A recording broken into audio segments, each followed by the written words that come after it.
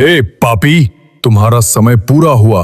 चलो, अब तुझे तेरे कर्मों का दंड मिलेगा। राधे राधे दोस्तों, आज हम आपको बताएंगे गरुड़ पुराण में वर्णित उन भयंकर नरकों के बारे में और उनमें मिलने वाली भयानक सजाओं के बारे में, जिसे सुनकर आपकी भी रूह कांप जाएगी। नरक के इतने छोटे छोटे कर्मों की भी सजा मिलेगी। तो वीडियो स्टार्ट करने से पहले कमेंट बॉक्स में राधे राधे नाम की हाजिरी जरूर लगाए, जिससे राधा रानी कृपा आप लोगों को बनी रहे हैं। दोस्तों, आंखें बंद करके उस क्षण की कल्पना कीजिए जब जीवन का अंतिम श्वास छूटता है और यमदूत हमारी सूक्ष्म देह को ले चलते हैं। एक अजीब सी थरथराहट है, घबराहट है, परंतु शरीर तो पीछे छूट चुका। अब तो बस कर्मों की गठरी कंधों पर लटक रही है। यमदूत हमें उस भयंकर मार्ग पर घसीटते हुए वैतरणी नदी के तट तक लाते हैं। एक लाल छत दुर्गंध भरी नदी, जिसमें गोबर, रक्त, मलमूत्र सब कुछ बह रहा है। जिनके पुण्य थोड़े बहुत होते हैं, उन्हें गाय की पूंछ थमा दी जाती है। बाकी आत्माएं उसी सड़ा में डूबते उतराते कांपती हुई पार जाती हैं। ये पहली सीख है। जीवन भर हमने जिस पवित्र गोवंश का सम्मान किया या अपमान, वही यहाँ हमारी नाव बनता है। या हमारा बोझ नदी पार करते ही दूर दूर तक फैला अंधेरा दिखाई देता है। ऐसा अंधेरा जो आंखों को ही नहीं, आत्मा को भी निगल जाए।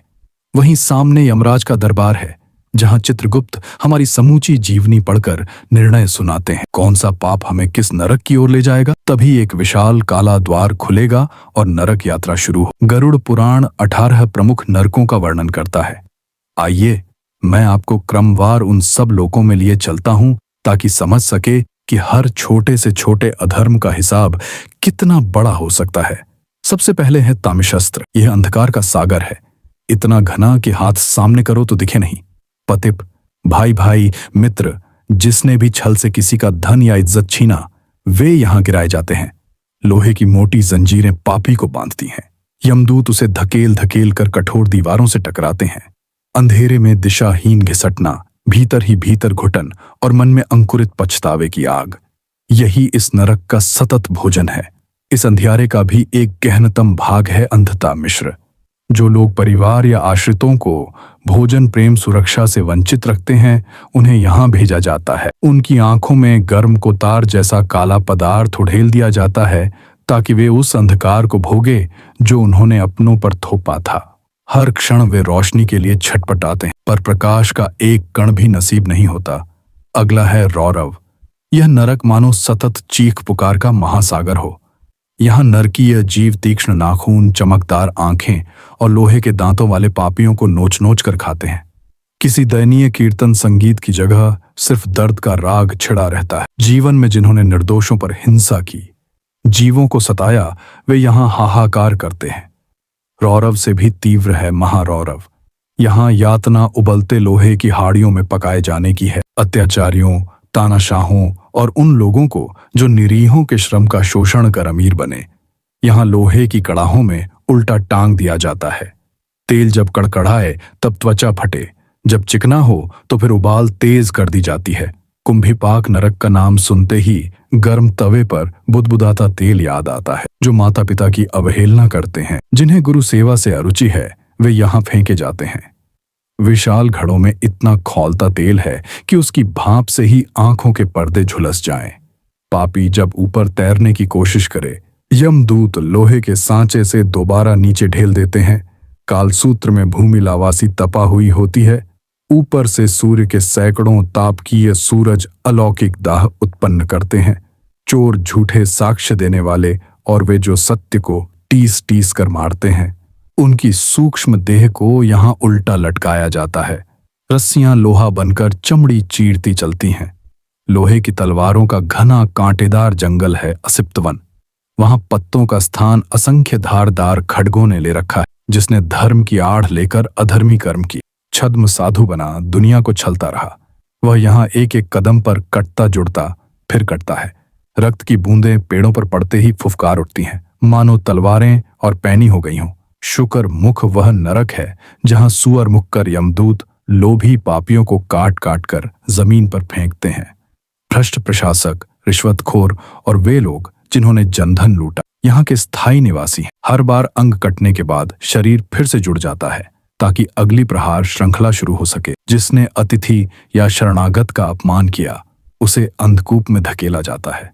गहरा कुआं, काई जमी दीवारें और नीचे विचरते भयंकर सांप बिच्छू गिरने के साथ ही डंक शरीर को छलनी कर देता है।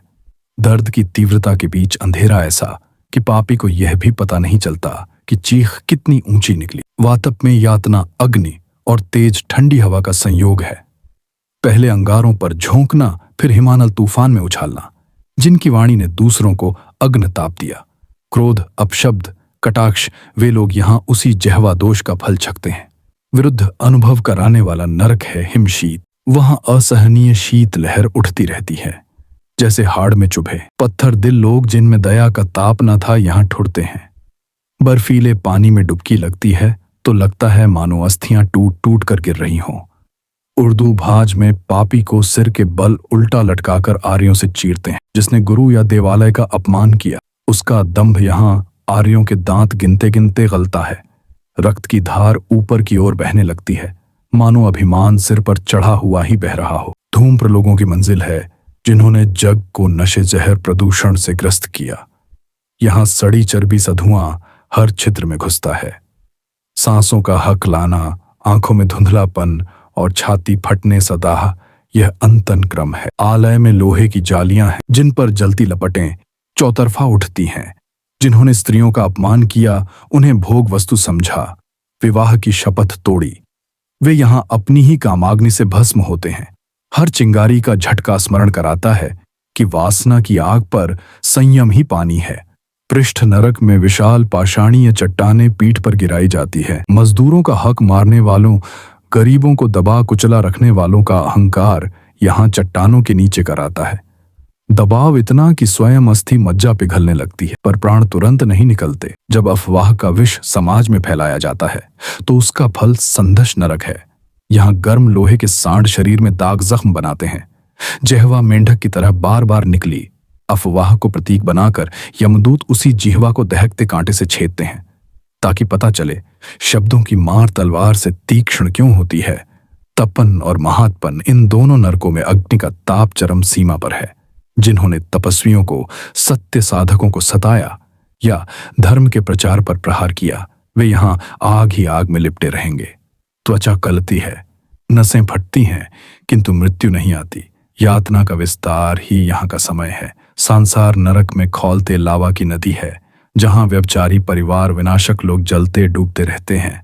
लावा का हर बुलबुला एक टूटा रिश्ता, एक छलिया प्रेम, एक भंग सिद्धांत का प्रतीक बनकर पापी को झुलसाता है। कूड़ा कट्टा जैसा बदबूदार आवेची नरक उन व्यापारियों और अधिकारियों का अंतस्थल है जिन्होंने रिश्वत और बेईमानी से समाज को क्षुब्ध। लोहे के हंटर पड़ते हैं, चमड़ी उधड़ती है, फिर भी शरीर दोबारा जुड़ जाता है ताकि दंड रुक न जाए। कृमि भोज नाम ही बता देता है। यहां शरीर कीड़ों का आतिथ्य ग्रहण करता है। मित्रता का मुखौटा पहनकर पीठ पीछे वार करने वाले विश्वासघातियों के लिए यही नियति तय है। कीड़े आस्तीन से रेंग रेंगते आत्मा तक पहुंचते हैं और पापी को ना तो नींद मिलती है ना होश।